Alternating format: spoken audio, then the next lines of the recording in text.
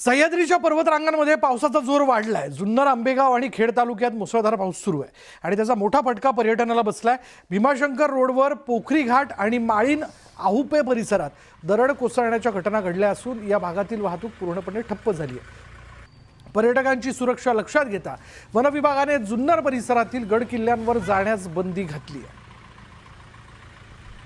सह्याद्रीच्या पर्वतरांगामध्ये सुरू असलेल्या संततधार पावसामुळे उत्तर पूर्व जिल्ह्यातील आदिवासी भागातील जे जनजीवन आहे हे विस्कळीत झाले।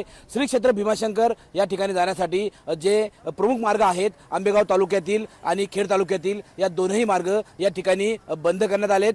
खरं तर आंबेगाव तालुक्यातून जो मार्ग जातो तो या घोडेगाव या ठिकाणाहून जातो आणि या मार्गावरती पोखरी घाट जो आहे या पोखरी घाट परिसरामध्ये दरड कोसळली आहे।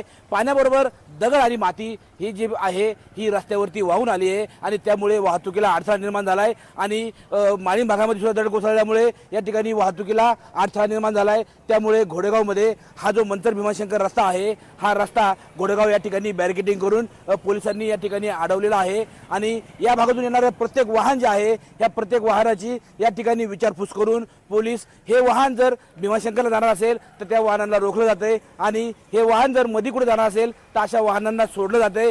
खरं तर मंचर भीमाशंकर मार्गावरती पोखरी घाटामध्ये जो आहे दरड कोसळली आहे, त्याचबरोबर माळीन परिसरामध्ये दरड कोसळली आहे।